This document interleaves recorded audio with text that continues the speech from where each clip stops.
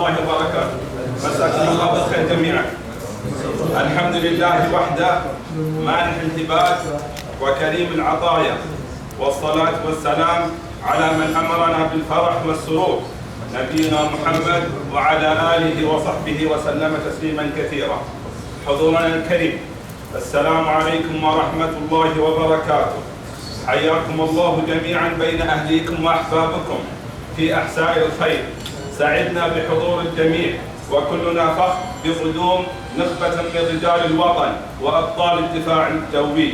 هذه ليلة من ليالي العمر، فرحا وبهجة باحتفالنا برجل كبير في المقام بيننا، له بصمة بمواقفه معنا الأخ علي بن محمد بن علي الحميد بترقيته رئيس رقباء فني بالقوات الجوية الملكية السعودية.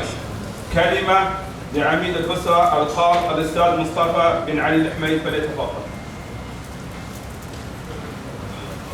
ميكروفون ولا كتبتوها ولا ما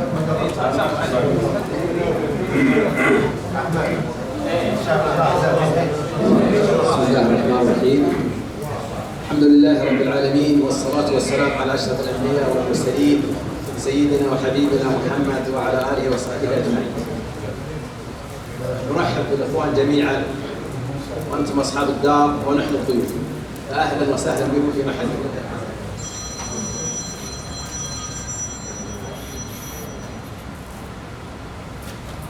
في هذه المناسبة المباركة وفي هذه الليلة الطيبة نحتفل جميعا بابن من أبناء هذه الأسرة، ألا وهو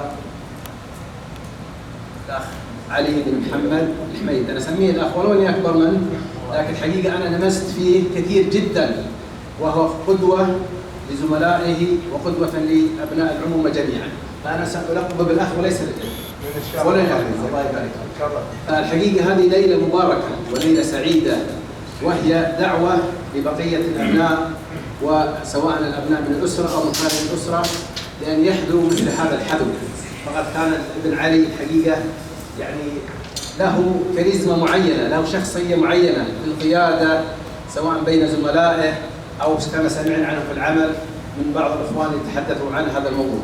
فنبارك للأخ محمد الأخ الأكبر على هذه الترقية، ونبارك للابن علي على هذه الترقية، وأرجو تكون له عونا له على طاعته، وأن تكون له مفتاحا لخير إن شاء الله في الدنيا والآخرة. ونرحب بكم مرة أخرى، وأهلا وسهلا بكم، والسلام عليكم ورحمة الله وبركاته.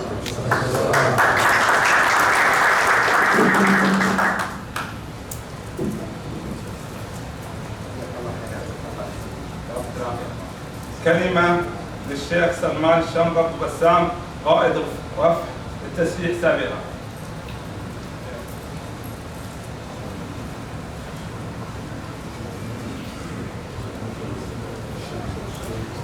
السلام عليكم جميعا.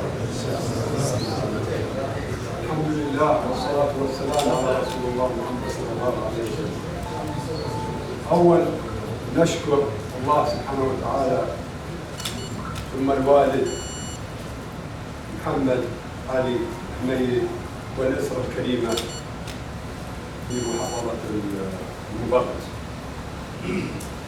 وتقدم بالشكر الكبير لهذه الوجوه الطيبة اللي حضرت هذه الدعوة ولبتها، إن شاء الله جزاهم الله سبحانه وتعالى، وخاصة أفراد القوات الجوية بمفرزة الأحساء. والله في ديرتنا كمونة، وبقية الأخوان اللي تقاعدوا من الزملاء. الحقيقة يلوح في نفسي شيء كبير ودي أقول له. الحقيقة الأخ علي أول ما قدم إلى القسم، أنا كنت ماسك القسم قائد الرابع، ومع زملاء كثيرين اجتمعت وياهم وعطيتهم أكاديميك كلاس، نسميه احنا كورس يعني للأفراد اللي يجوا جدد متخرجين من المعهد.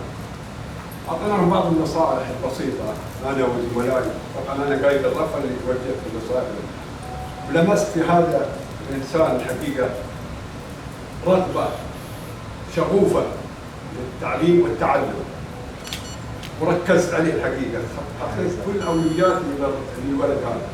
أما البقية رأيتهم اللي ينسف اللي يبي يشتغل وراتب بس. هذا عمل للإنسان، لوطنه، لأهله، لعائلته، لسمعته في الآفاق. يعني الواحد مهما عمل يعمل لنفسه، ليس الواحد ينصحه على أساس يعمل له وعلى أساس يترقى. أنا ترقيت رئيس النقابة، ايش ترقيت؟ ضابط على أساس وهو وصل رئيس النقابة؟ لا، ترقيت رئيس النقابة وبقيت على رئيس النقابة. ليش أجحف حقوق الآخرين من أجلي أنا؟ لا، هذا الإنسان كل واحد الله يعطي الأرزاق كل إنسان على حسب عمله. فالإنسان يعمل أول شيء يتوجه إلى الله سبحانه وتعالى، بعدين يعمل لنفسه ولمستقبله القادم. المسألة مش مسألة زي اللي احنا نفكر قديما. الآن المسألة صارت سباق وراء العلم، أمام العلم، ما نقول خلف العلم، أمام العلم. يعني لازم نحن نسبق العلم ولا العلم يسبقنا. فالآن النساء متعلمين، النساء يعملون كل شيء، يتوظفون، يأخذون مراكز مرموقة في البلاد. نفس الشيء الرجال، ما تغير شيء في الرجال والشباب، لكن مع الأسف يتراجعون الشباب ويقدمون البنات. وهذا أكبر خطأ طبعا في الشعوب اللي متخلفة في الدين والإسلام، هي اللي بناتهم متطورين ورجالهم الله يعلمهم. لذلك حنا دولة إسلامية لازم نقود أنفسنا ونقود بلادنا إلى الأعلى إلى الأعلى. وأتقدم بالشكر الأخير إلى أسرة الحميد اللي عملت هذا الدعوة ودعتنا، ولا نست أحد صديق لعلي. وهذا دليل على أن الأسرة مجتمعة كيد واحدة. أشكركم على الحضور جميعا. كان نحن قصرنا، وهذا أقل من واجب نحن نحضر، أقل واجب. الله يسلمك. السلام عليكم. يعطيك العافية محمد. بس كلمة للمحتفى به.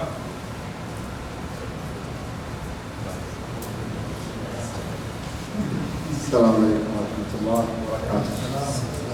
مساكم الله بالخير جميعا. شرفتونا ونورتونا في ذا المكان. صراحة التعبير يخونني في الموقف هذا. بس شفت الوجوه الطيبة، خاصة اللي جاني من الرياض واللي جاني من الظهران زملائي. هذا شرف بالنسبة لي جدا. جزاكم الله خير الجزاء. تعليقا على العم، هو عمي مو هو رئيسي، العم أبو بسام. صراحة تعلمت من أشياء كثيرة. إن جيت قائد فهو قائد، إن جيت أب فهو أب، إن جيت أخ فهو أخ. احتوانا من أول يوم جينا القسم. الكلام هذا تقريبا له 25 سنة. فصار موقف لي معه، فحبيت أذكره قدامكم، يكون درس لي ودرس لكم إن شاء الله في المستقبل. العم أبو بسام قائد الرف. أول ما جينا كنا 4 أفراد، واحد وكل رقيب، كنا 3 أفراد. العرفة يعني تخرج من معهد قطاع. فالله يجزاه خير مسكنا الانفراد حنا العرفة. كان ضروري جدا الدرسون ثانوي بليلي. فكنا نقول احنا تونا متخرجين ما احنا فاضيين حق دراسة، بس نجاب نقول له ابشر. وعدت السنة الأولى، جاء السنة الثانية وقت بداية الدراسة كانت برضو أصر على نفس الكلام. قدمته في المدارس، طلع جواب كلنا لا ما حد فينا قدم. فالله يجزاه خير اجتهد واستخدم اسلوب الاب بزياده، واستخدم الفيتو حقه. قال عطني رقم جوال ابوك. انت حساوي من اهل ديرتي والشباب انا نصحتهم وما اقدر اضغط عليك، بس انت راح اضغط عليك، تعطيه رقم جوال ابوك ولا تحب تسجل الليل. فكان الخيار اكيد اروح على الليل افضل. فالحمد لله قدمت على الليلي، وكان معطيني حافز الله يجزاه خير، يقول كل يوم 4 اطلع بدري. فكان حافز قوي لي هذا. والحمد لله عدينا السنوات والان انا واقف جنبكم. وصحيح كلامه صحيح 100%.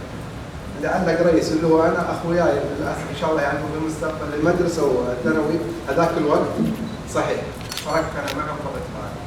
فاشكر العم ابو بسام، العم ابو خالد عبد الله الفرساني، مهما تكلمت فيه برضو مقصر في حقه. العم ابو بسام تعلمنا منه في البدايه واستمر معنا ابو خالد سنوات طويله، تعلمنا من معنى الاخلاص العمل واسلوب القياده. كان اسلوبهم اسلوب ان جيت في الطيبه طيب وان جيت في الصرامه صار. وهذا ميزه الرؤساء اللي الحمد لله قابلناهم كلهم فيهم الصفات هذه. واخوي جابر ابو حسن وسعد قائد الرب برضو ما شاء الله عليه قدوه لنا. والله انا اتعب وانا امدح فيه ولا بالعكس الجميع، بس هذا موقف اقل شيء اعبر لكم قدامكم، وهذا حرصي انكم تجون هنا عشان اسمع لكم الكلام هذا قدام جماعتي.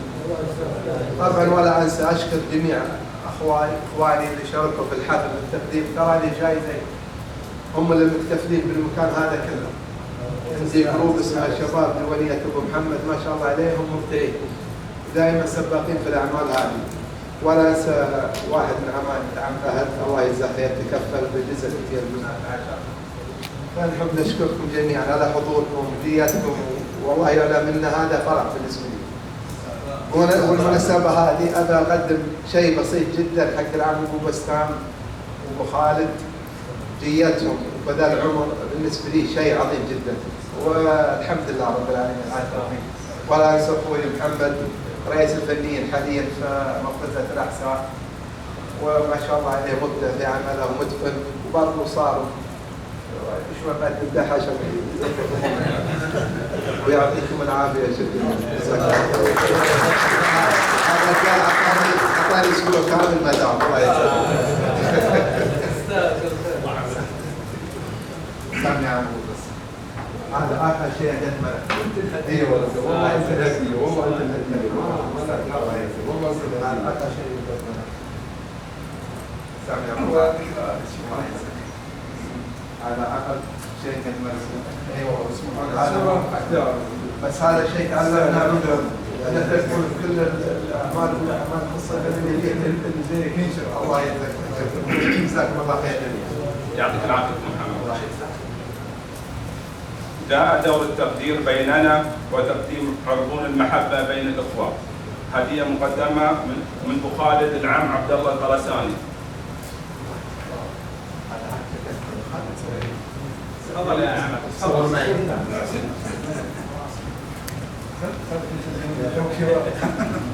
نسيبك معك. اجل لا تجي معي. انت زينك شفت لك الفضل ولك هديه خاصه من توصل لك انا محمد. اي والله الله يجزاك. هاي محمد.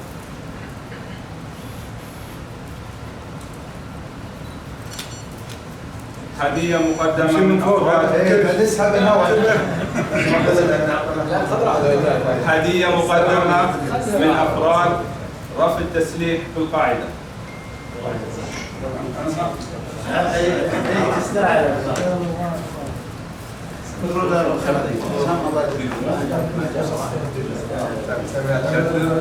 واحد كثير يا شباب عشان الصورة.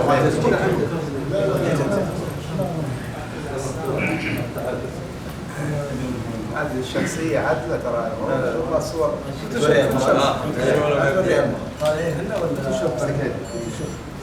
لا بعد ثاني بس خطريات دقيقة محمد.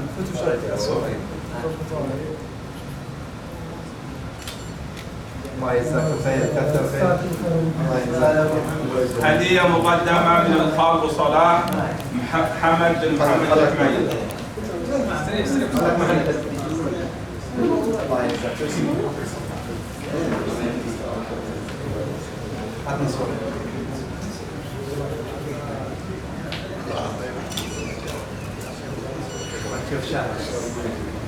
هديه مقدمه من الخال خالد بن يوسف الحميد.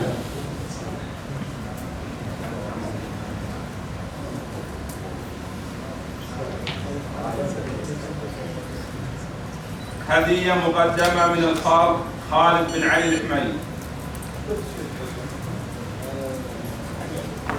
جزاك الله خير يا بعد.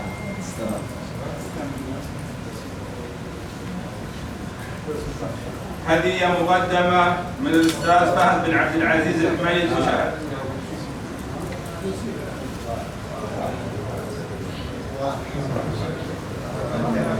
هدية مقدمة من الأخ أنور بن محمد الحميد.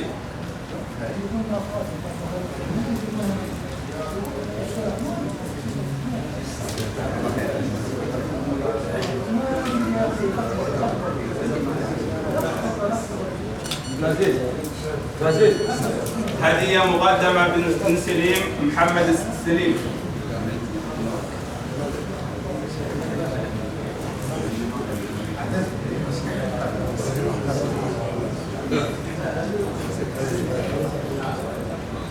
هدية مقدمة من الشيخ عبد الملك بن خالد الحميد.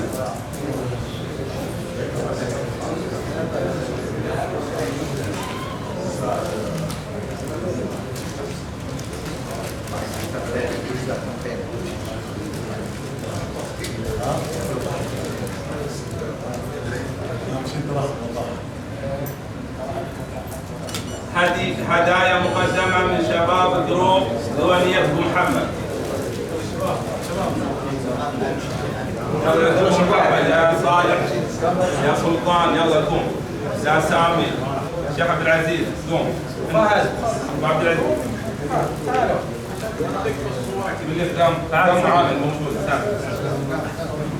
لا على شكل فوق الزر الثاني مال الموجود قام يتركي لا تبكي.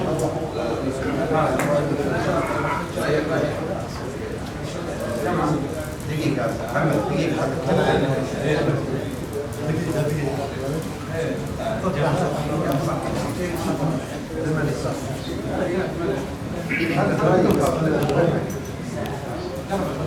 انت لا تعال لف على بعض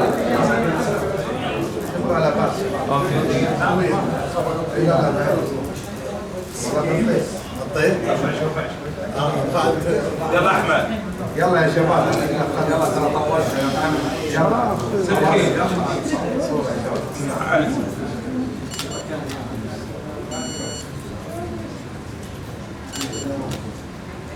تمام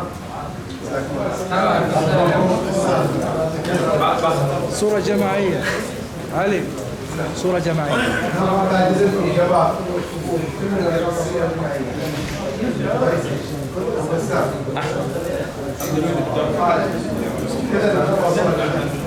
إذا سمحتوا لي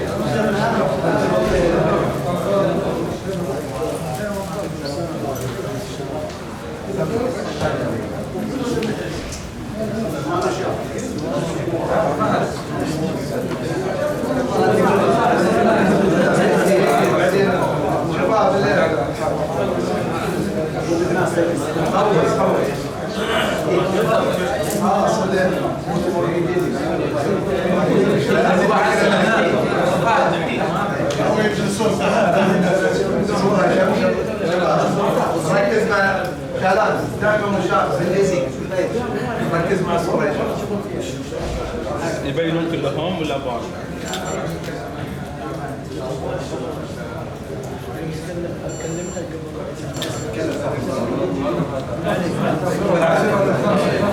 ياخذ الكاميرا